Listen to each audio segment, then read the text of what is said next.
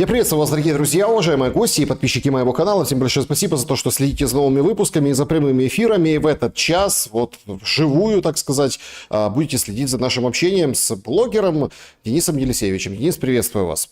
Здравствуйте, Александр.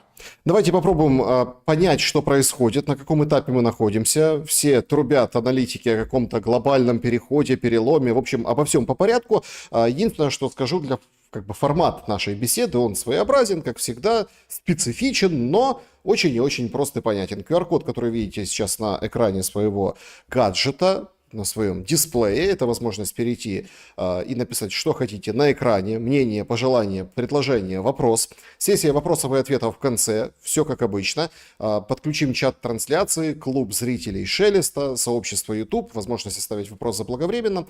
Всех призываю подписываться на телеграм-канал, и закрытый, и открытый, и, конечно, подписаться на Дениса Елисеевича, ссылки, как всегда, в описании.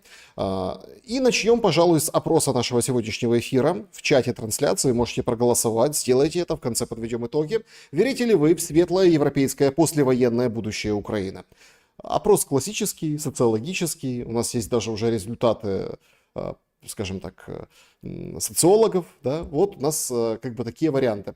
Да, после войны заживем, нет, после войны будет еще хуже, мне все равно, лишь бы войн не было, ну и это закончилось. И еще один вариант, да, но на территориях под Российской Федерацией будет лучше, чем на территориях под Киевом, которые окажутся. В общем, такие варианты, мнения, как всегда, разделились. Вопрос многомерный, вопрос неординарен. Ну, давайте с этого попробуем начать, ведь социология показывает лютое падение веры в светлое будущее украинцев на 10-12%. Верите ли вы, что после войны будет лучше и где? Однозначно да. Однозначно да, и не по территории РФ. Это я могу вам сказать твердо и уверенно. А результаты вы сейчас объявите или потом? Нет, в конце люди проголосуют во время Ага, эфира, мы потом подведем я итоги. понял. Ну давайте Поймем. дождемся. Моя ставка да, да. Я не говорю, что это будет просто, быстро. Я честно вам скажу, Украине еще придется хлебнуть горя очень много. Но уже есть, так сказать, награда в конце, которую даже я не ожидал. Тот сценарий, по которому все будет развиваться. Ну, тогда давайте прольем свет на этот сценарий, по который будет развиваться. Сейчас Зеленский в Риме машет Да. с балкончика вместе с Папой Римским. Встречи, так сказать, мировой очередной виток мирового признания. Целая конференция по восстановлению Украины, собственно, и подталкивает на размышления по поводу будущего. О каком суперпризе вы, простите за простоту речи, заикнулись, да, Мгм. и, собственно, о чем переговариваются или сговариваются в столице Италии? Ну, в Италии идет речь о поставках оружия. Это анонсировал кто-то из команды Трампа на днях. Это однозначно. Другой знак, который я там увидел, если вы видели фотографию с президентом Италии, Зеленский опять в оливковом наряде достал запылившийся из шкафа этот наряд свой. Хотя последнее время мы помним, он уже какой-то такой более черный, хотя бы куда-то шло это направление. Он вернулся к исходным позициям. Значит, по поводу награды. Это я, конечно, говорю свою интерпретацию, и так как мне лично это нравится и подходит. Конечно, ура патриотам не понравится, и сторонникам России не понравится. Для меня это одно и то же. Значит, нейтралитет, вооруженный нейтралитет по австрийскому формату. Никакого НАТО. Членства в Евросоюзе тоже не будет. Будет плотное сотрудничество в каком-то особом статусе, но не в статусе члена. Вот, русский язык и английский язык. Английский во всех крупных городах. Русский тоже везде. И, вероятнее всего, ждет, я не знаю, как де юре, но де-факто федерализация. И даже в нашем составе будут автономии. Некоторые территории будут в формате автономии. Вот такое вот будущее. Никакой больше дискриминации, ничего из этого. Если это представить, что продолжается, то просто Украины не будет. Останется 4-5 областей. Но продолжается ведь, Денис? Пока да, но где-то с конца августа, начала сентября события политические начнут разворачиваться вокруг Зеленского и Ермака, может вокруг Ермака еще и раньше, очень и очень стремительно. Мы Удивительно. сейчас уже видим, я намекну, такие первые ласточки пошли. Но я говорю, это цветочки, ягодки будут потом. Уже сегодня бывший советник Трампа Венса, Кортес, опубликовал статью опять против Ермака. Перед этим, вы знаете, The Economist, Politico уже сколько опубликовало за последний месяц конкретно ударов против Ермака. Они упомянули санкции, на которые у вас были тоже наложены в том числе. И много-много чего другого. Это идут уже первые ласточки. Дальше кто-то из команды «Зеленой», у него не будет выбора у нескольких людей. Либо сливать, так сказать, босса со всей подноготной и спасать себя и свое имущество хотя бы в каком-то объеме. Либо идти в расход под санкции уже США, возможно, с экстрадицией, с конфискацией имущества и всего остального. Счетов банковских, которых у них много. И вот вы слышали про, например, обыск НАБУ у Резникова на днях? Да, после этого обыска на следующий день выходит Резников и говорит, что, ой, ребята, война это очень надолго, чуть ли на 10 лет, поэтому мы там сможем, мы сильные, Да, да. крепчаем. Заметьте, вышло это в британском The Times.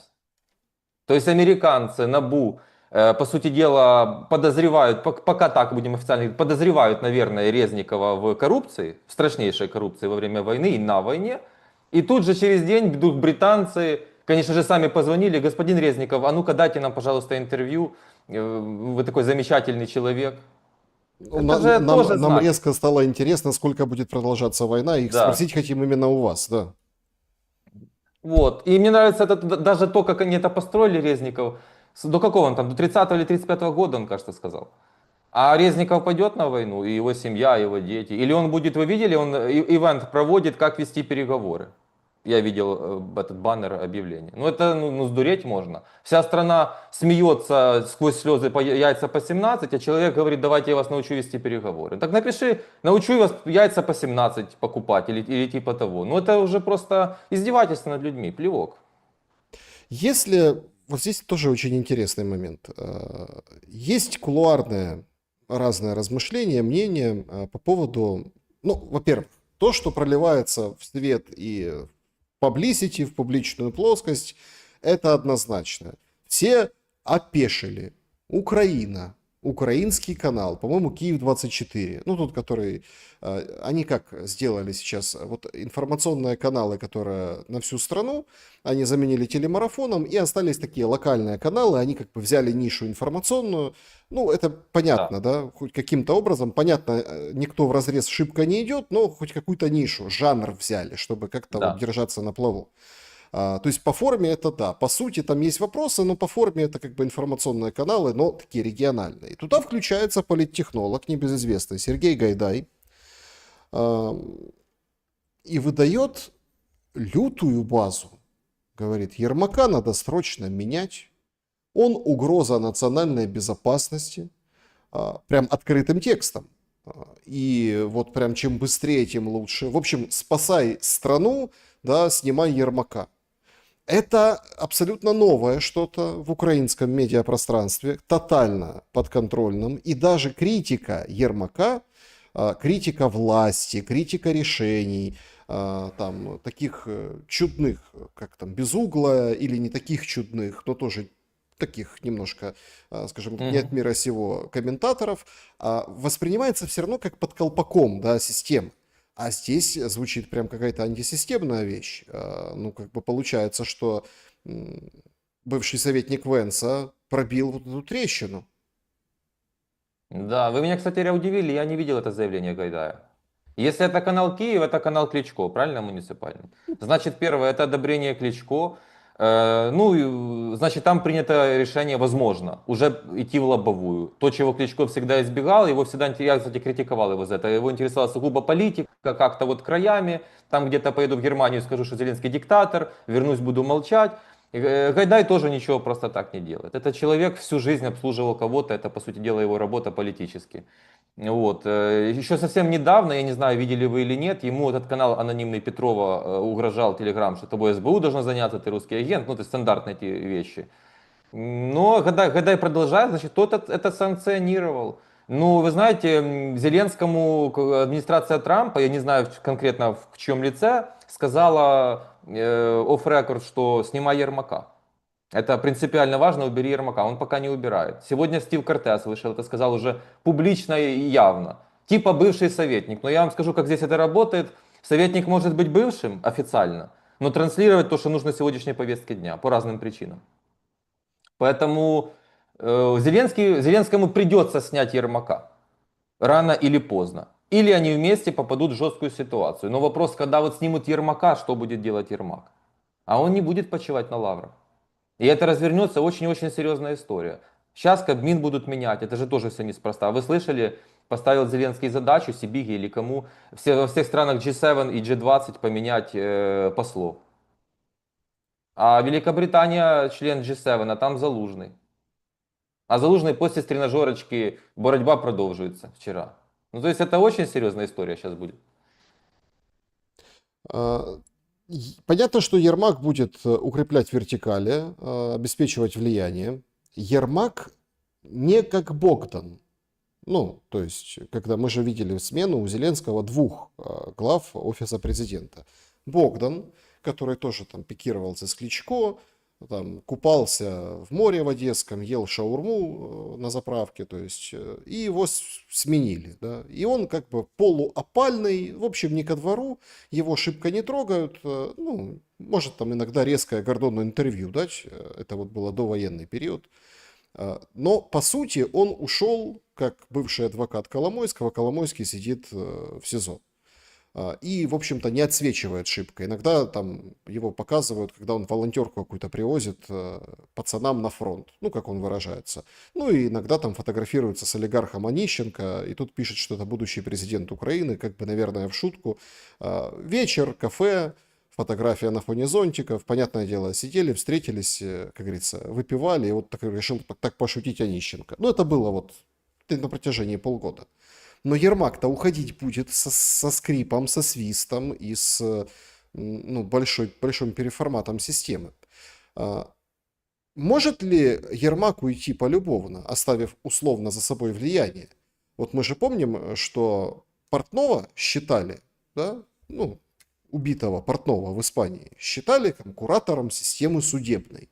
И Да. он там, ему разное приписывают, он там специфический человек, но как бы рычаг или ниточку в сторону судебных каких-то вертикалей он сохранял за собой. Может ли так уйти Ермак?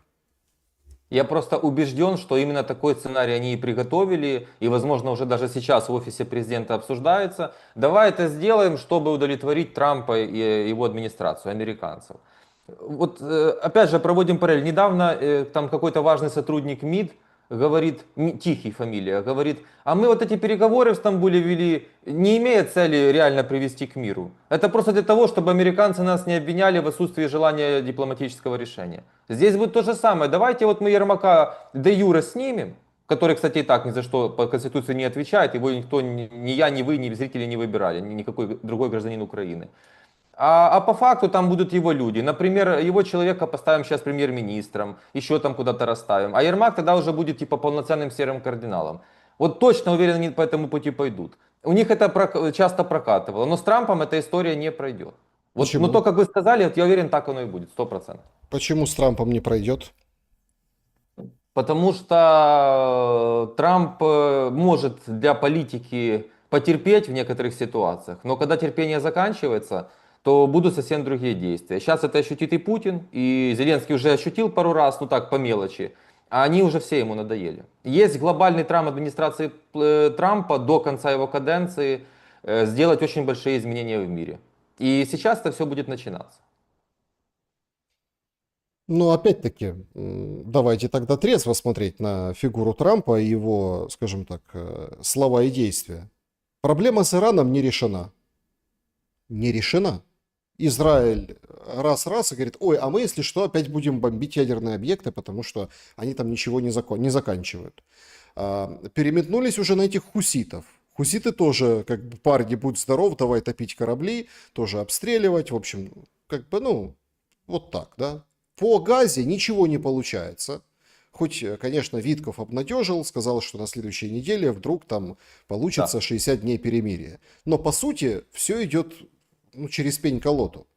То есть мы понимаем, что та же вот эта вот Нобелевская премия за решение вопроса Ближневосточного, ну, имеется в виду Ирано-Израильской войны, ну, это Да. дутая история. Это вот просто приехал Биби Нетаньяху подлизаться. На самом деле, по факту ничего не закончилось. Но просто все как бы разошлись по углам. Но Украина с Россией никуда не разойдется по углам, потому что есть территория, граница, угрозы, силы, интересы, спецслужбы, в конце концов, в том числе и британские. Давайте по порядку пойдем. Значит, Трамп, сейчас Нетаньяху, когда он прилетал вчера, это были, ну не вчера, в эти дни он проводил эти важные встречи, было принято ряд важных решений. Я хочу сразу просто зрителям сказать, не нужно ждать от очень сложных ситуаций, особенно геополитических, каких-то простых, быстрых решений. Так не бывает. Да, политики иногда могут сделать какие-то заявления яркие, типа вот сейчас мы все сделаем, но на самом деле это сложный процесс, и они прекрасно это для себя понимают. И поэтому вопрос с газой, он решится, но не так быстро все проходит, как всем бы хотелось. Что касается Ирана. Трамп сторонник реалполитик. Это когда вы, ну если так, давайте конкретно в узкой нише я скажу, никто не будет свергать какое-то правительство при Трампе в чужой стране. Но внешние обстоятельства будут создаваться для того, чтобы внутренние силы начали эту борьбу, а потом Америка, конечно, там уже в конце подхватит и это поможет. Вот это было сделано с режимом Аятол. Этот режим Аятол в следующем году падет. Но Америка смотрит, наблюдает. А как себя будут вести внутренние силы? Вот здесь в Вашингтоне живет недалеко принц там, из Ирана, вы все прекрасно это знаете. Ой, не И ждут, пойдет, не пойдет. Ну, подождите. Этот да. принц психанул и отписался и от Трампа, и от Нетаньяху, и от всех на свете, потому что, ну, его попользовали там, покачали, а потом опять под лавку засунули. Поэтому, Есть извините, еще, да, есть еще другие силы, есть там еще другое крыло. Это так же, как с Украиной. Они ждут каких-то движений изнутри. Не нужно Трампу больше Иран демократический, чем иранцам, и демократическая Украина, отсутствие войны, чем украинцам. Это не будет как при демократах USAID. Вмешались в внутреннюю политику, свержение и пошло и поехало дальше. Они действуют немножко иначе. Просто нужно это понимать. До конца каденции Трампа режим Аятол будет свергнут, они пойдут первыми. Зеленский, Лукашенко, Путин. До 30-го года их всех не будет, до 29-го включительно. Вот так это работает. Поэтому не нужно торопиться с Ираном. Да, так как многим бы хотелось там, наверное, или не хотелось наоборот, такой результат сейчас публично не достигнут. Но первые шаги сделаны. Будут еще бомбардировки, я в этом уверен. Это не конец. смотрите, это все было бы хорошо, если бы не началась, ну, действительно ожесточенная бомбежка Украины, прям такая, как не в себя.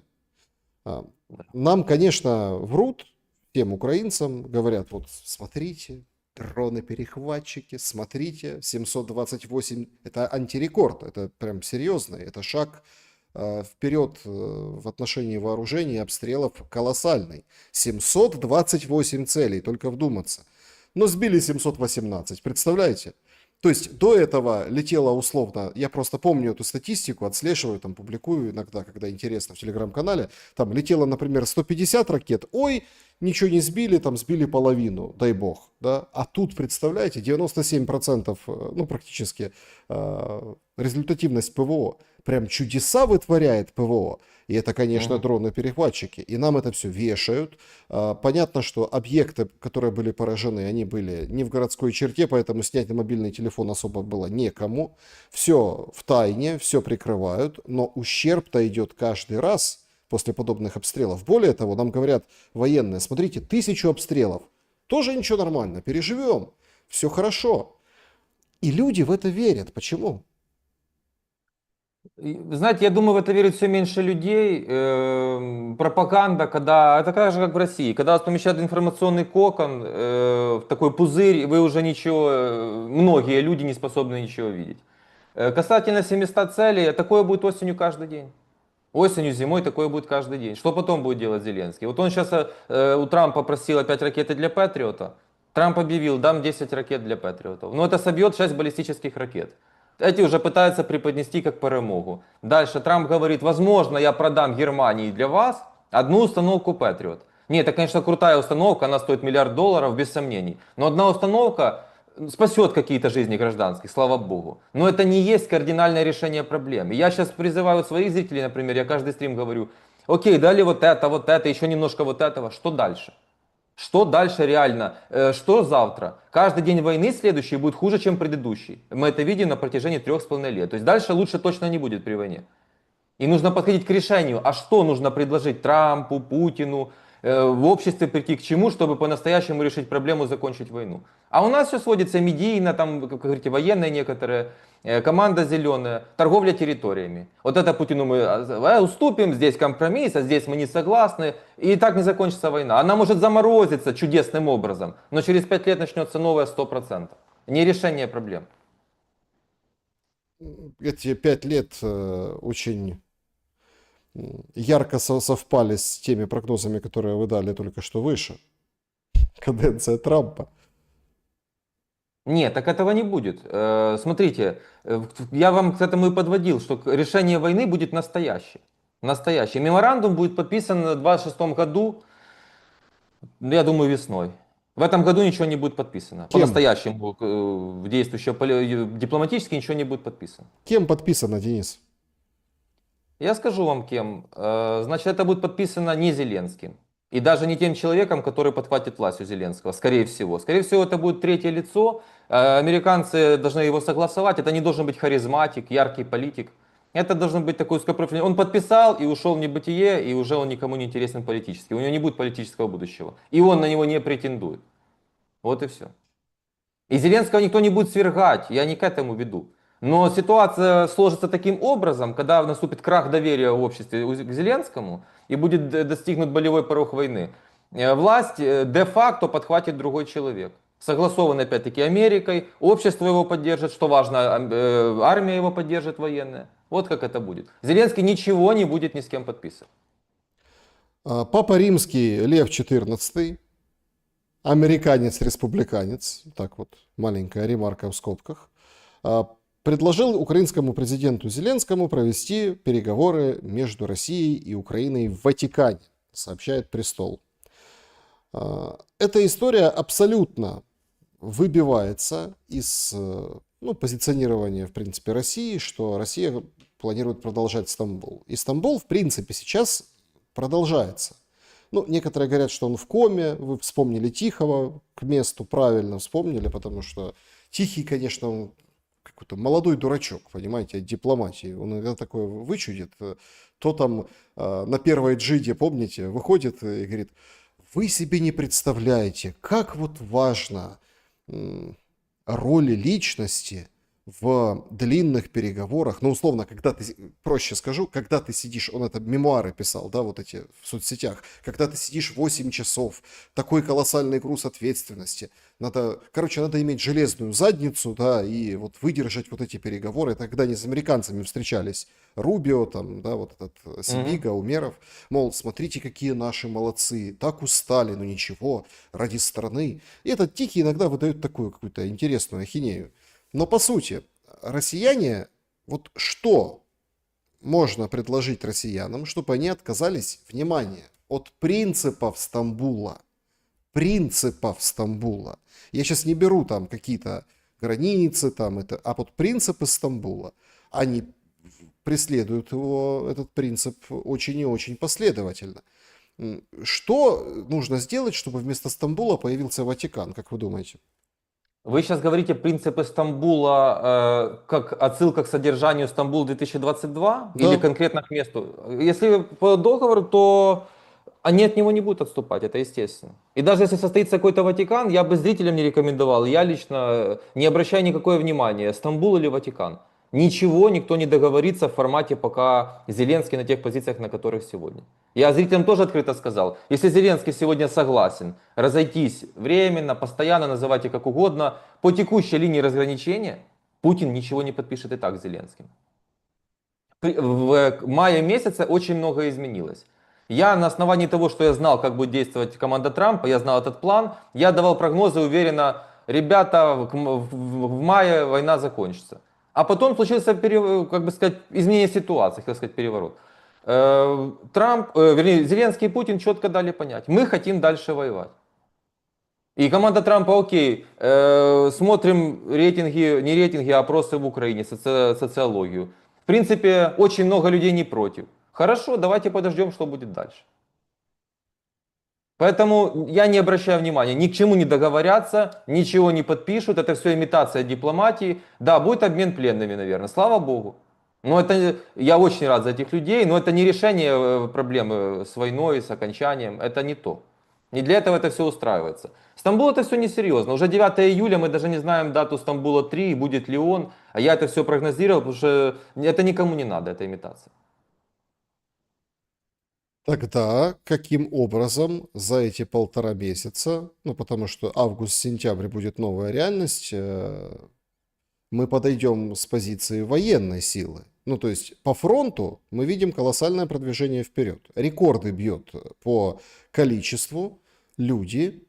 Ну вот правда, рекорды бьют. Люди, как это, нога солдата на земле. Вот это то, что Буданов прокомментировал, помните? Говорит, ну да, говорит, Путин прав. Куда они дойдут, туда они дойдут. А вы, мол, идите в ТЦК. Э, Я же вам сказал, еще будет много горя. Его действительно много будет. Но, к сожалению, наши люди таковы. Нужно, я это уже, не знаю, полгода говорю этот тезис, всю голову разбить, на все грабли наступить, и потом только сделать какие-то выводы. Многие сегодня, вот они говорят, люди, давай, давай, давай. Я задаю один вопрос. Если Америка прекращает поставки оружия, там закончатся вот эти контракты Байдена, которые еще выполняются, и краник закручивается с финансовой помощью, и Европа в том числе, что дальше? Нет, так это невозможно, Европа поможет. Я даже опрос такой видел на улице на одном из каналов. Все вот люди уверены, Европа поможет, Европа должна помочь. Это какая-то детская позиция. Я же говорю по-настоящему. Но есть и другая сторона. Вот я вижу, вы там улыбались в некоторых моментах. Но я понимаю, вы профессионал, вы не хотите. Пожалуйста, я могу вам предложить, если у вас, а у вас точно есть такие гости частые, завсегдатые, которые полностью противоположной точки зрения, давайте под вашей модерацией устроим дебаты для того, чтобы они говорили, может, то, что ваши зрители хотят мне сказать. И будем обосновывать эту позицию. Украина не будет жить под русским миром. Она не будет жить под русским миром. Я не знаю, какие территории останутся в Украине, не готов прогнозировать. Угрозы очень серьезные. Но Украина не будет жить под русским миром. Это я одно могу гарантировать. Ну, смотрите, понятие, вот все так... это тоже исключительно пропагандистский штамп, вы понимаете, о чем я говорю.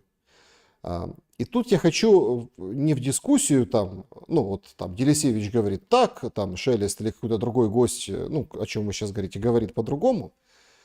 Те же не понимают это, ну штамп знают, а не понимают формулировки русского мира, который тоже развивается. И Она у это, меня четко обозначена. и это очень важно. Причем развивается по модели капиталистической, да, по модели. Вот абсолютно, как бы, многие же, вы же помните этот период, когда Магу сравнивали с тем самым современным русским миром. Мага, святая Мага. Сейчас Трамп, Кто сравнивал? Кто сравнивал, извините? ну, апологеты демократической партии, конечно, прежде всего, в Так предвыборной это кампании. идиоты. Это идиоты. Зачем их слушать? Это не важно все для меня. Это идиоты, это зомби. Мы же говорим по-серьезному. Вы говорите, что такое русский мир. Да, Я скажу вам, что такое русский мир. У вас есть гость, например, Артем Дмитрук. Он в Лондоне находится, судится в Лондоне с Украиной, правильно? да. Почему он поехал в Лондон? Потому что там британское право, которое, например, у вас вообще мало гостей или их нет с программой реформ. У меня она есть, и она будет представлена скоро очень детально. И там переход на британское право. Артем Дмитрук хочет судиться по британскому праву в честном суде, в демократической стране, в полной безопасности, физической и политической. Но тут же делает видео, я бы сидел под кабинетом у Путина, если бы я мог. Нам нужно объединяться, триединая Святая Русь с Путиным Лукашенко. Почему Артем Дмитрук сразу не поехал в Беларусь или в Россию? Я сторонник проамериканских вещей, я живу в Америке. Я переехал от режима Зеленского в Америку, потому что это мои ценности. Артем Дмитрук переехал в Британию, которая в принципе, да, я про Ми-6, про Ми-5 согласен, но в принципе там исторически те же ценности, которые в Америке. И там, там судится весь мир в лондонском суде. Но Артем Дмитрук это не сделал. И там еще есть другие люди. Это я не вам как бы какой-то укор, мы просто обсуждаем ситуацию. То есть давайте быть честными, почему люди, которые за русский мир, открыто, Артем Дмитрук первый, вот открыто я за русский мир. Почему он в этом русском мире не живет? Ну, Для начала. послушайте, давайте будем, если там откровенно уже так, то давайте так Так. по-честному. А откуда взялись вот эти 300 миллиардов замороженных российских активов на Западе? А где до сих пор, причем, жены, любовницы российских олигархов одеваются? Ну, то есть, давайте же каким-то тоже таким макаром. Я же вам это и привожу в пример, что Россия, да, она ближе к Западу, чем Украина сейчас. Несмотря на все санкции, я имею в виду по образу жизни, не к Азии, не к там, Китаю, который сказал, что мы не дадим России проиграть, а именно к Западу. Просто упираются вот в эти ну, там, ступоры ценностей, о которых вы сказали, многие вещи, и люди ломают себе голову, судьбы в том числе. Вот в чем мой был аргумент. Я не знаю, планировали ли вы, Александр, так сказать, эту тему на эту беседу, но нам придется на этом остановиться подробнее. Значит, по поводу олигархов, если вы не против, конечно. По поводу олигархов. Они участники и они субъекты глобальной экономики. Поэтому их деньги будут на Западе, потому что им нужен доллар, нужен евро, нужны рынки. У них много IPO на западных биржах проведено. Это публичная компания и так далее и тому подобное. Все их жены там, все их дети там учатся, потому что это уже идет элемент приспособления лицемерия. Зарабатываю бабки с Путиным, а хочу, чтобы мои дети жили там. Что говорить, дочь Путина владеет галереей и выставляет там художников антивоенных. И я задаю себе вопрос, это вот она протест отцу такой, или это такое лицемерие? Чиновники российские, которые сейчас кричат проклятый Запад загнивающий, все их дети, в том числе Пескова, в западной цивилизации. И я уверен, счета Пескова тоже в западной цивилизации. Это не близость, это просто сегодняшние реалии, без которых ты не можешь закрыться в России. Касательно капитализма, в России нет капитализма, в России государственный капитализм. Это совсем другой термин, другое обозначение, и это по сути своей фашизм. А в чем Если фашизм? мы так уж... Государственный капитализм это равно фашизм, А в чем безусловно. фашизм? Потому что Не, вы... подождите, вы когда бросаетесь такими словами, вы объясните просто. Я не спорю, если вы такое придерживаетесь мнения, пожалуйста. Но в чем фашизм? Смотрите, когда Трамп вводит пошлины на кого попало, это что? Ой, успокойтесь, это политика, это они вот за месяц предупредил, потом они сейчас там договорятся, это вот такое лицо капитализма, вот это настоящее, это ценности. А когда, собственно, компании, которые ушли из России, заменяются и закрывается Россия, например, да, с импортозамещением, ну, только через там какие-то страны, против которых там будут вводиться санкции Грэма, да, или там инструмент такой Трампу дают, то вы называете фашизмом. Объясните этот термин, экономический фашизм. Не экономический, я говорю, государственный капитализм, это по своей сути равно фашизм. Да, почему? Потому что это некто царь, в данном случае какой-то президент, ну, у нас Зеленский, там Путин, эти же тоже хотели в Украине государственный капитализм сделать. Это полностью путинская модель. Вы забираете себе все ключевые сферы под государственное управление, самые хлебные, в случае с Россией это сырье, ископаемые, а по мелочи там отдаете вот этим маленьким мелким рыбкам, там живите. Ну, государство же не будет кофейню или ресторан открывать. Хотя, надо сказать, в Москве очень многие рестораны, практически все, проинвестированы какой-то присоской к Роснефти или к Газпрому и так далее и тому подобное. И когда вы говорите, Россия ближе к капитализму, живет столица, это фирменная фишка всех диктаторов, сделать обалденную столицу, я признаю, никогда не был и не буду. Москва супергород, ну может буду после падения режима Путина. Москва супергород. Идеальные дороги, куча денег. Такер Карлсон там приезжал, хвалил Москву. Питер тоже великолепный город. Но дальше это все не очень-то, мягко говоря, хорошо. А что такое дальше? Ну, другие города, поменьше города. Нет, смотрите, вы сравниваете с кем? Ну, с чем? С Америкой? Ну, вы же МАГА начали проводить параллели с МАГА. С Америкой? Да, ну то есть с Америкой. То Да. есть в Америке, ну вот... Но Америка же олицетворение капитализма принято считать, правильно? Хорошо, а почему грязно в Нью-Йорке? Жалуются блогеры, ходят по улицам, плюются, говорят, что это такое вообще? Вроде столица Я мира, объясню вам. большое яблоко. Некому убирать? Нет, смотрите, в Нью-Йорке грязно, в Да. Нью-Йорке бомжи, в Да. Нью-Йорке наркоманы. Абсолютная правда, полностью с этим согласен. Но в Нью-Йорке вы имеете все свои права. Это идиоты допустили и в Нью-Йорке, и в Лос-Анджелесе. Я очень долго был там в прошлом году. Это катастрофа. Я был там в 2012-м, это был один Лос-Анджелес и вообще Калифорния. И Сан-Франциско, там апокалипсис. Это вот те самые идиоты, почему говорю демократы-зомби. Это вот эти идиоты к этому привели. И это не является частью западных ценностей. Это исторический период с идиотами, которые вот так вот привели к такой ситуации. Вы в Нью-Йорке имеете все права. А в чисто вылизанной Москве, если вы скажете слово своего мнения против Путина, вас больше не будет. И Такер Карлсон, о котором я был более высокого мнения, он нахваливает: я вот здесь в супермаркете дешевле скупился, боже, какое метро, сравните с нью-йоркским. Да, чисто. Но там Такера Карлсона бы убили через 5 минут или посадили бы. Вот в чем разница ключевая. А можно сразу так вот? Конечно. А в Саудовской Аравии капитализм? Но вы сейчас монархию хотите. Да, там есть элементы капитализма. А там можно идти сказать слово против наследного Думаю, нет. принца? Думаю, нет. Ну, то есть, смотрите, мы сейчас просто, да, я То не есть в России планировал. монархия. Вы признаете, что в России монархия? А, По Я, факту, да? ну, как бы империя, да, империализм, конечно.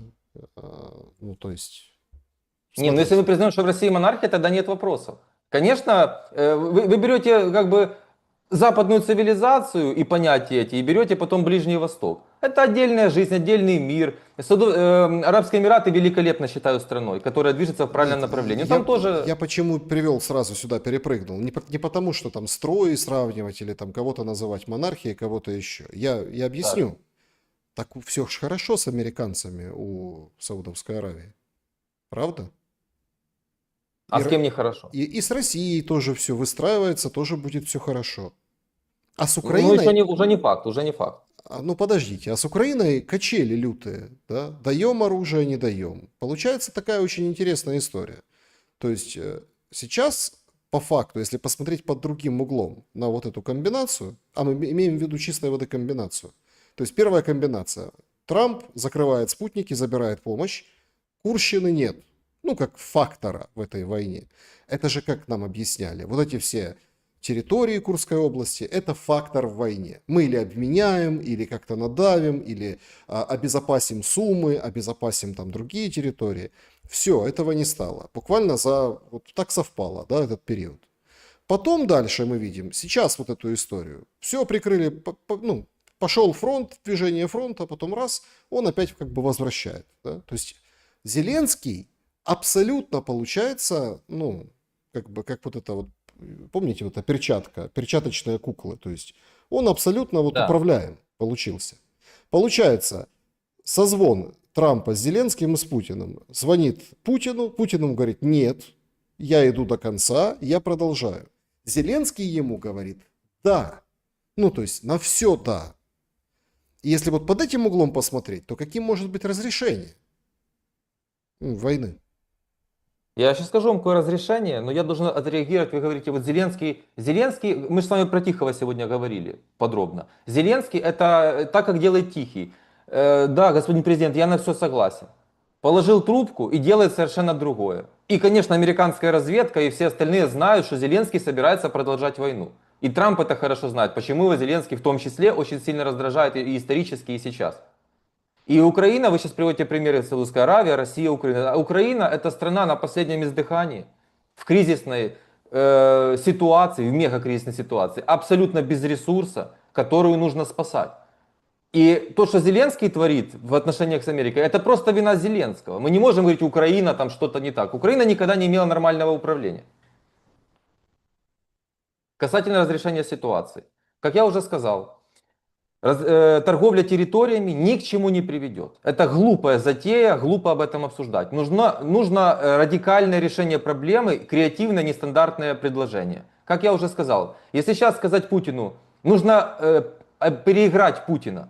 Вот переиграть Путина, это, например, нужно было сделать русский язык вторым государственным, когда Путин об этом кричит. А мы ему в тупик загоняем. Хорошо, русский государственный у нас.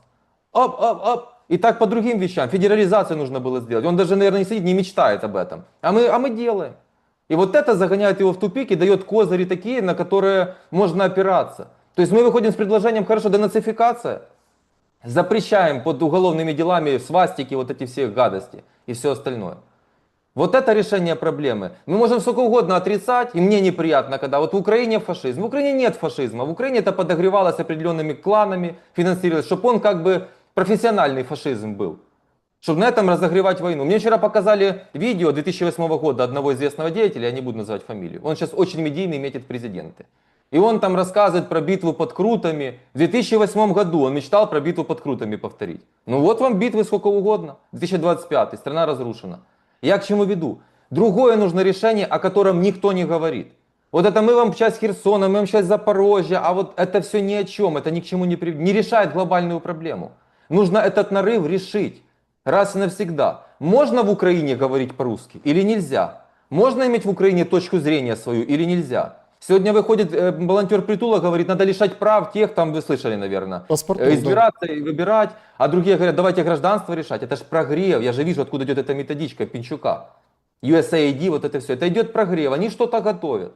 Так надо решить, можно слушать русскую музыку, а я могу выступать вот так, как сейчас у вас, находясь дома в Киеве, или не могу? А то по конституции и по закону можно, а по факту тебя убьют или посадят. И куча таких нерешенных вопросов. Россия, мы ее никуда не отселим в Австралию. Она здесь была, есть и будет.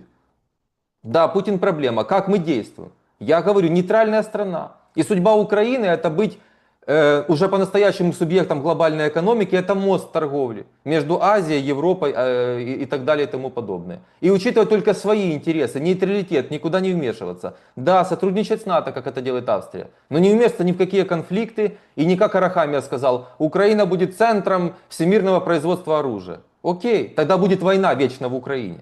Украина должна быть центром экономики, торговли, низких налогов, законов. Типа как Гонконг возле Китая. Ну типа, там много нюансов, но вот подобие такого. А если хотят разойтись, вот смотрите, давайте смоделируем. Разошлись по текущей линии разграничения, казалось бы, компромисс. Но продолжается накачка в стране, вот эти притулы, вот эти все. Вот, надо, значит, это, будем отбирать территории, русня и все остальное. К чему это приведет? Только к новой войне. И это есть мечта USAID, глобалистов, вот эту вечную войну не заканчивать, типа ослаблять Россию. Но по факту-то, а где Украина в этом формате? Где жизнь, где счастье, где радость? Я смотрю, детей показывают, которые дронами учат управлять сейчас в школах, маленькие детки. Они уедут все к 9 классу. Их не выучите их управлять дронами, их родители вывезут. Никого не останется в Украине. Сегодня в Украине школьников за 30 лет минимум, 30-летний минимум. Страны не будет. Притулы будут кричать, а потом фотография жены, у жены часы за 30 тысяч долларов. Да, это все будет. А людей не будет, никто не будет жить в такой стране. Поэтому нужно перестать лицемерить, признать. В Украине полстраны говорит по-русски, много исторических сложных вопросов, прекратить сеять ненависть. Это не значит запускать русский мир или то, что, не дай бог, Дмитрук предлагает. Мы нейтральная страна. Мы торгуем со всеми. Да, мы не дружим с Россией. Первые годы будут сложными, но придет время, когда подторговывать придется начинать. Просто потому что это условия современного мира. Слово просто А такое, дальше я не знаю, как будет. подторговывать. Ну да, так чтобы людям было понятно. Я имею в виду, что сразу не будет как-то на полную катушку, это все равно будут такие шаги несмелые сначала, и потом будет это идти. Вот что я предлагаю. Но с этим предложением никто не выходит. Так потому что оно посредине. Сейчас же какая история? Вы видите, при всей искусственности войны, а она правда искусственна. Почему искусственно? Потому что условно с одной стороны и с другой стороны. И тут как бы тут не поспоришь. Люди с одного теста. Постсоветского, кто-то скажет, теста, да, там тесто с определенными общей историей, менталитеты похожи. Они там есть где разнятся, но в целом похожи. Смекалка, изобретательность. Все так смеялись, издевались, например, там над дронами. Ну, это сетка против дронов, да, а потом написала, кто там, Financial Times или кто, что купили рыболовные сети в Дании, да, и зашили какую-то дорогу. То есть сделали ровно то же самое там через год, только там под своим каким-то, ну, то есть в принципе это все идет. Идет гонка вооружений, идет операция «Полигон». То есть Зеленский нашел ключики, как продлить войну. Он берет американские компании, частные, стартапы, которые занимаются внедрением искусственного интеллекта в вооружение. Разработки. Причем речь тут не идет о каких-то крупных партиях, промышленных масштабов. Нет, они, конечно, стартапы, они будут выходить на это. Им нужны деньги, им нужно развитие, им нужны технологии. Они будут пакеты продавать, лицензии.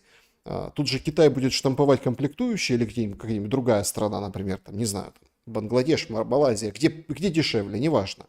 Они просто будут, они посмотрят, они оттестируют все свои как бы такие новые приблуды и будут по миру продавать, и будут там держать какое-то лидерство. Да? То есть в этом смысл этих стартапов. Трамп хотел бы он закончить войну, не хотел бы.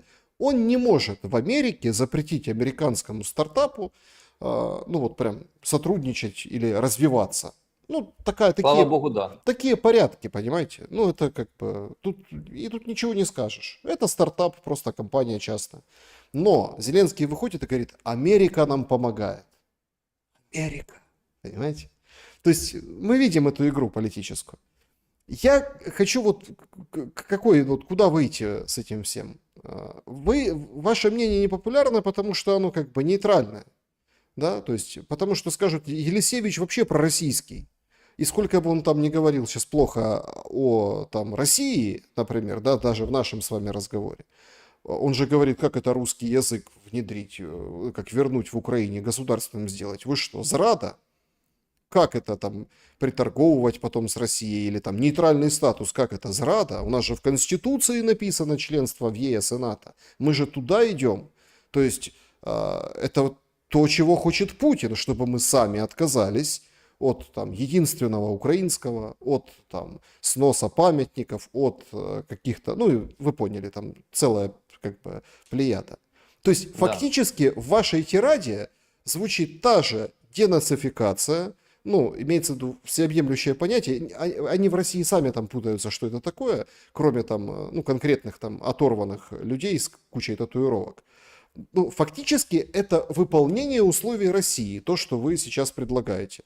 Нейтральное, ну, никто никого не гнобит, не притесняет. Там единственный вопрос это по оружию. Ну, там, можно вооружаться или нельзя вооружаться. Но, с другой стороны, если вы нейтральны и ни в каком блоке, то вооружайтесь на здоровье за свои. Смотрите, но я же ничего не сказал про территорию. Я сказал федерализация, автономии. Американцы, скажу вам так, рассматривают некий вариант, когда к этому все равно, то, что я рассказываю, к этому все равно ситуация придет, и, возможно, даже Донбасс удастся вернуть в Украину в составе автономии. Я хочу это добавить. Я не сказал ни пяди территорий отдать Путину. Я предлагаю конструкцию, вариант, на которой можно все это склеить и решить вопрос по-настоящему. Касательно русского языка, вы говорите, там кто-то скажет про российский. Нет, я просто честный и не лицемер. А вот эти, которые кричат про украинский, у них у всех телефоны и айфоны с русскоязычным меню, и дома, и офис президента весь говорит по-русски. То есть это просто не лицемерие. И это просто факт, что в Украине разговаривает половина по-русски. И могут, и скорее всего все они очень сильно ненавидят Путина и русский мир. Но разговаривают по-русски, потому что русский язык не собственность Путина. И это просто честно. А в Украине сегодня говорить честно не принято. Нужно только поддерживать вождя. И все. Или ты сразу враг. И в Украине сегодня объявить русней могут не за то, что я говорю, а просто если ты против Зеленского. Поэтому и такие примеры, вы знаете, есть. Что будет с Зеленским? Изоляция. Я не буду говорить тюрьма. Тюрьма, конечно, это возможный сценарий, но зная, как это работает, я поставил бы на это процентов 10. Будет изоляция, он уедет жить, возможно, кстати, даже в Арабские Эмираты. Ему будет запрещено медийно любая активность. Просто вот открыл интернетик, посмотрел, а сказать ничего не могу. Полнейшая изоляция. Возможно, потеря части активов. Это вот его итог, который его ждет. М, В Украине он больше жить не сможет. Если, ну, вот такой, ну, как бы план изгнания, то давайте с вами тогда оттолкнемся от этого. Ну, вот как данность, да? Так а что будет с системой ТЦКшников? Очень последние дни, я думаю, вы тоже следите, как бы украинцев, ну, опять рвут. Опять рвут еще и по этому поводу. Ну, понятно, там язык, церковь, да, ну, это традиционная линия. Армавир, короче, линия разлома по армавиру. Армия, мова вира. Ну, вот про армию. То есть, значит, какие-то украинцы скидывают русским военкорам или в русские там телеграм-паблики координаты ТЦК, представляете? Какие-то украинские военные говорят, а мы тех, кто скидывает, мы возьмем их, отловим координаты и скинем тем же русским, что это военные части. Да? Потрясающе просто. То есть, вы понимаете. Дальше. ТЦК говорят, мы рассредоточимся. Там, раз написали адрес, ой, а это оказалась больница. Быстренько стерли, сказали, это нас хакеры взломали, Винницкий ТЦК, это неправда. Хотя, простите, тут не ломали, а вот сейчас раз и взломали, да, то есть все прекрасно понимают эту стратегию, будут рассредотачиваться и сидеть за спинами женщин, детей, больных, там, в больницах, ЦНАПов, ну, в общем, каким-то образом, да. Бусификация продолжится, будет еще жестче, возможно, будут без формы. Заходить на территорию частной собственности, то есть оскал бусификации будет идти дальше. Если ты открываешь рот против, ты уклонист, ты враг народа. То есть это разлом по отношению к армии. И военные выходят и говорят, елки-палки, не могу в форме пройти по тыловому городу, все шарахаются, еще и боюсь, что по голове сзади дадут дрыном. Рассказывают там интересные случаи, потому что это, ну, это так не может быть. И обращаются к ТЦКшникам, говорят, ТЦКшники, вам как? Я там вот в военной части служу. То есть это абсолютный раздрай. Это разделяй и властвуй. Это, Да. ну, прям многослойная история. Что будет с этим режимом, ну, вертикалью ТЦК, когда, условно, режим Зеленского и сам Зеленский пойдет в изоляцию?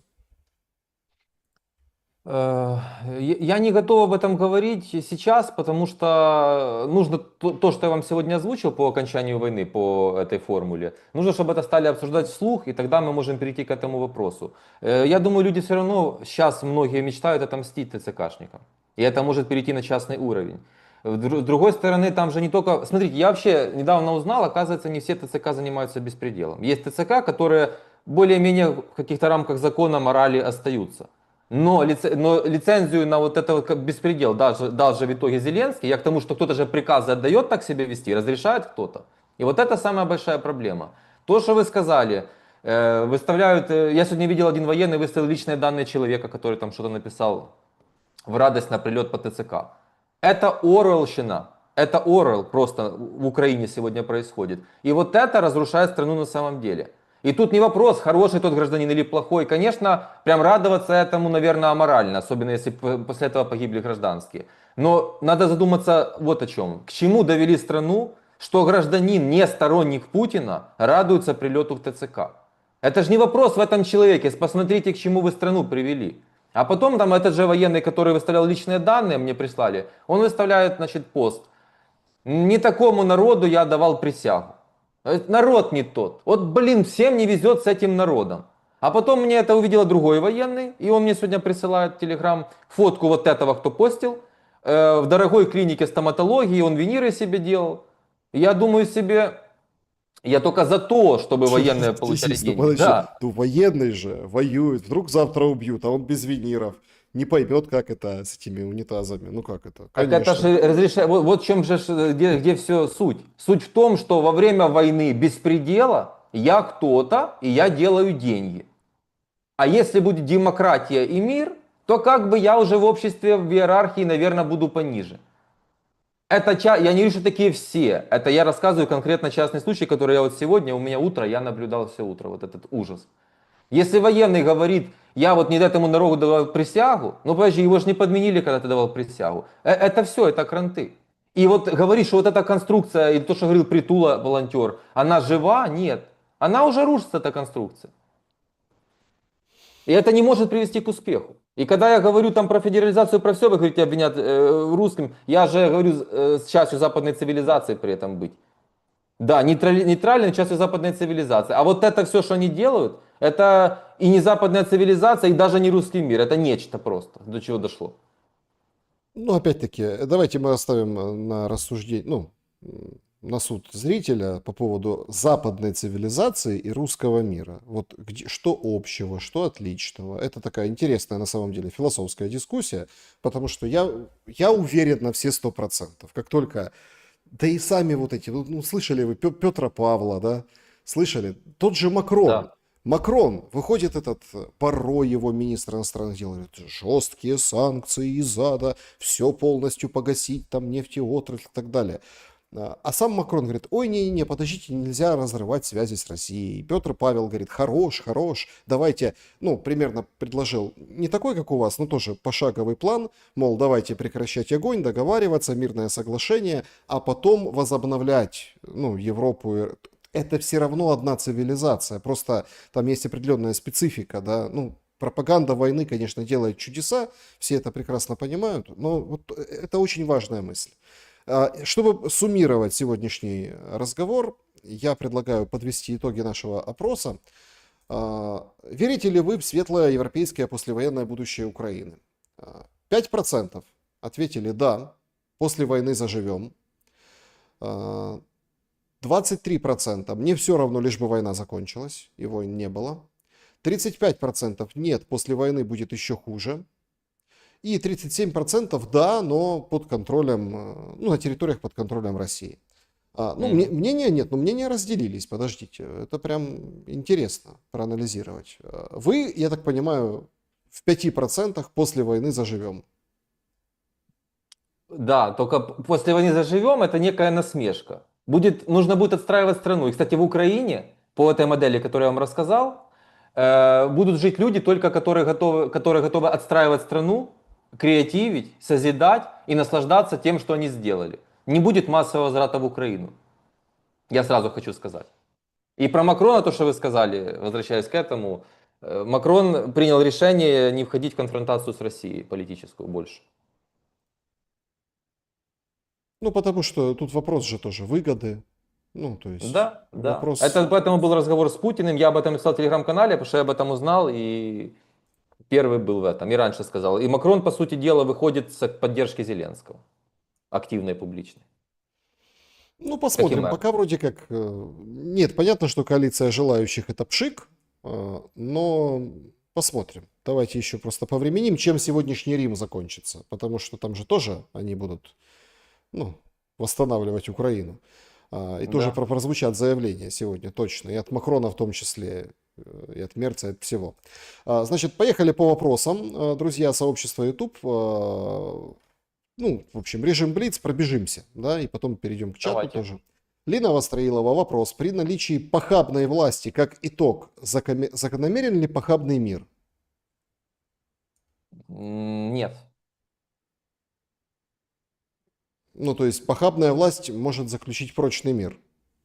Похабная власть, как вы говорите, будет делать то, что согласует Америка. А Америке что попало не устраивает.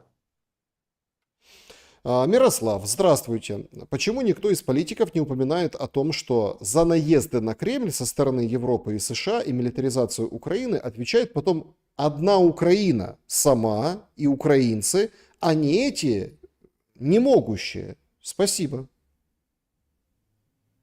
Интерпретируйте, если вы поняли вопрос, Александр. Почему за вот эти ну, в общем, выходят европейцы, там рассказывают, там, как Россию будут побеждать, а в оконцовке летит и отвечаем за все мы, украинцы и Украина. А этих так ничего это план, не касается. Я понял. Это план глобалистов такого, в этом же и суть. Решить некоторые свои вопросы, вооружиться за то время, пока Украина будет ослаблять Путина. Петр, вопрос. Зеленский снова в Европе с Макроном, Мерцем, Стармером и другими. И ведь мы же, и не только мы, прекрасно знаем, что они все будут говорить, они все это говорят ровно из раза в раз. Не кажется ли вам, что все эти их встречи носят чисто ритуальный характер? Ну вот сродни вчерашнего, по Виндзору Макрона поводили. Уже да. Уже все встречи с Мерцем, с Макроном, Стармер скоро перестанет быть вообще премьером в Британии, ничего там не будет решать. Это все уже чисто ритуальные вещи, они просто не могут сейчас иначе. Они же не могут сказать: Зеленский, я с тобой не буду встречаться. Поэтому они это делают. Это действительно все без толку уже. Сергей уточняет, в Норвегии все крупнейшие компании, ну, я не выговорю, да, в общем, нефтегаз, нефтегазотранспортная Газга, Норск Хитро, металлургия, Государственные, все государственные. Да? В Норвегии капитализм или фашизм? Знаете, люди, которые хотят вот так, пусть ответят на один вопрос. Почему за 33 года в Украине 3500 госкомпаний, а у нас полстраны разрушена и война? Вот почему так? И в Украине тоже все крупнейшее управляется государством. Пусть ответят на вопрос, почему неэффективно, почему война? Потому что мы посткоммунистическая страна, а Норвегия нет. И мы не можем брать модель Норвегию. 33 года мы в этом меняем фамилии, остаются эти госкомпании, и мы нищие. И мы нищие, нищая страна, коррумпированная. И эти компании государственные в Украине есть причиной коррупции. Все должно быть приватизировано, вплоть до дорог. Хавьер Милей в Аргентине 9100 километров дорог под приватизацию отдает. И аналог Укравтодора аргентинский закрыл. Это все помойки для отмывания денег, для зарабатывания денег, для воровства. Вот в чем вся суть. А не ходить по кругу еще 40 лет. Пользовательница пишет, неужели ваш гость действительно считает, что в России не понимают? Запад не борется за демократию, как он утверждает, а лишь стремится захватить ресурсы России бесплатно.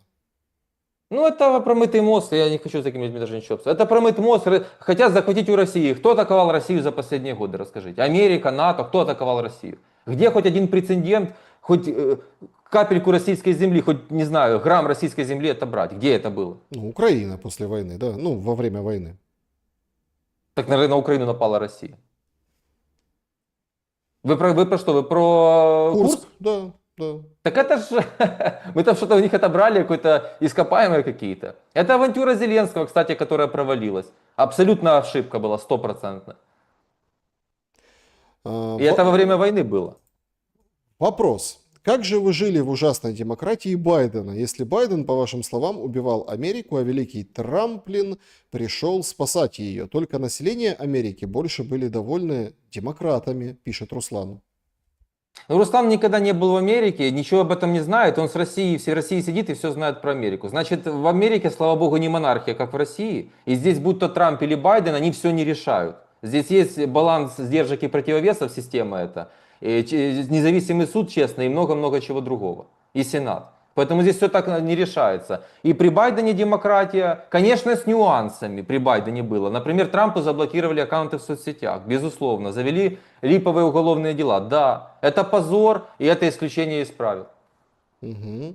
Слова Трампа про то, что Байден убивал Америку, а потом сразу же начал торговые войны со слабой экономикой. Китай намного сильнее Америки, и не нужно рассказывать про диктатуру. Какой же ужасный диктатор Си, у которого наследие, а, население всем довольно. Первая экономика планеты. Знаете, во-первых, первая экономика планеты США 27 триллионов долларов, у Китая 19, и к 20 приближалась. Это первое. Китай вторая экономика мира. Но вот это вот люди, которые задают эти вопросы, мне недавно на стриме написала женщина, вы зачем против Лукашенко? Я живу в Эстонии, я приезжаю в Беларусь, там 10 видов сырокопченой колбасы. Вот это людям, которым 10 видов сырокопченой колбасы и ничего больше в жизни не надо. И царь. М, Я не хочу проводить параллели между сырокопченой колбасой и царем, или там царями, потому что, ну, дело такое. На вкус и цвет, я помню, как бы, все же, помните же, серьезно рассказывали, что Советский Союз разваливают, развалили джинсы, жвачки, вот это вот все. Ну, такую версию, да, типа Мгм. идеологически.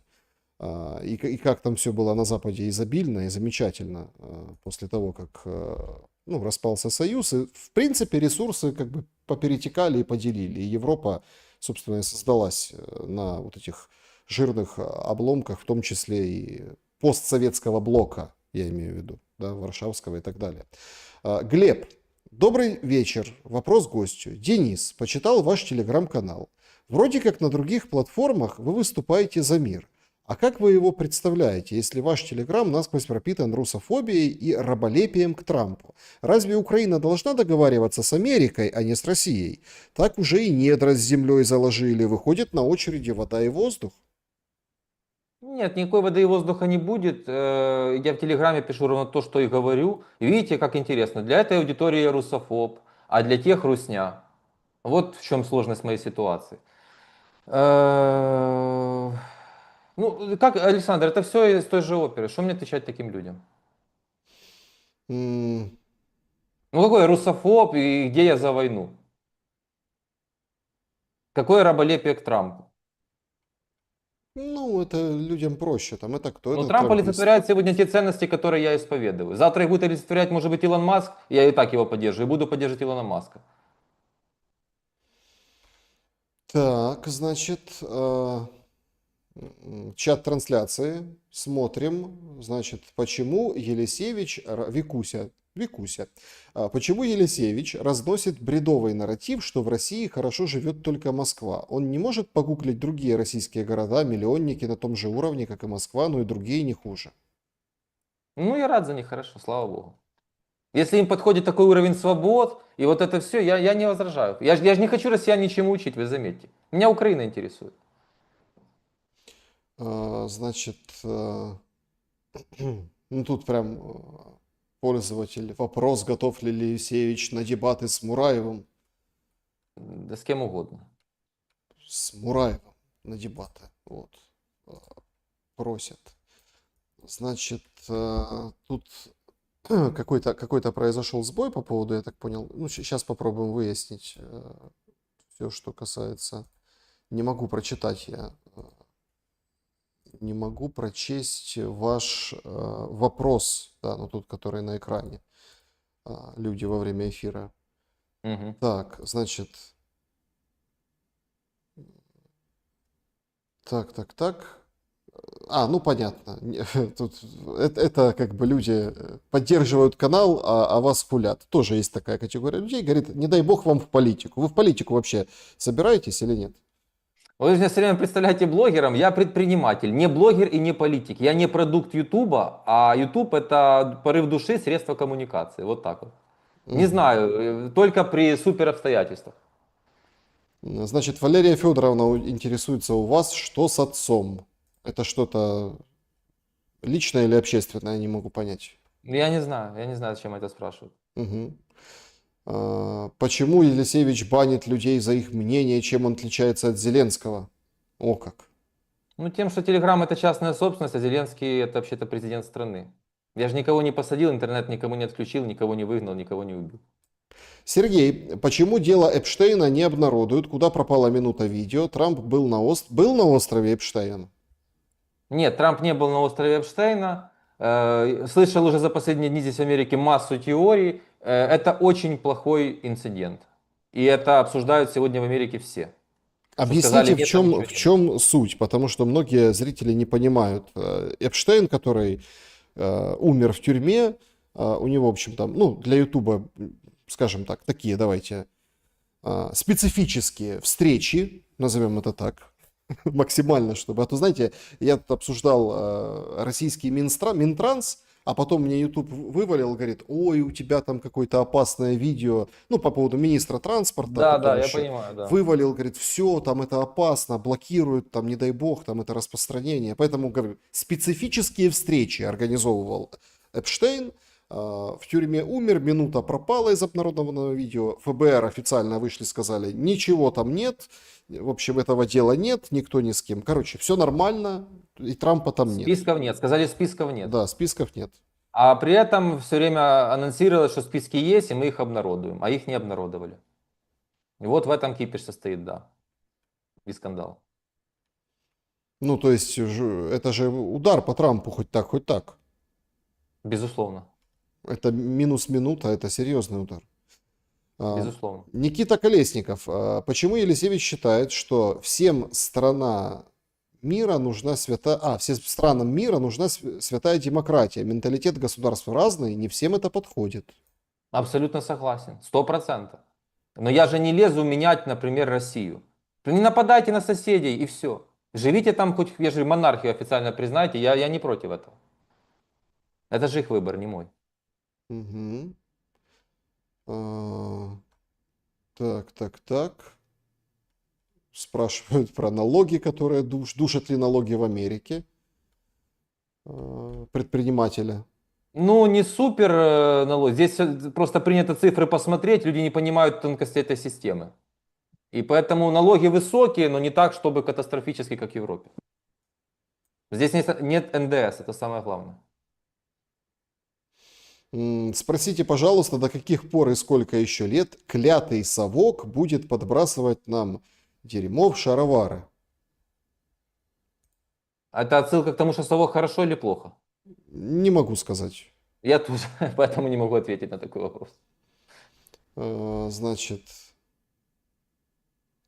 Вот тоже парадокс. Пишут люди в чате, гость там неинтересный. Вот Елена пишет, гость очень интересный. Ну, ребята, ну вот так и живем. То есть это же как бы тоже такой момент. Спасибо большое, что реагируете и пишете. В любом случае не молчите. Нужно аргументированно, ну как бы высказывать и доводить, ну, как бы, свою точку зрения, да, Абсолютно. пытаться дискутировать. За этим площадки созданы, чтобы мы могли говорить плюс-минус свободно, хотя, конечно, и под санкциями, и под другими вещами, под VPN-ами и так далее.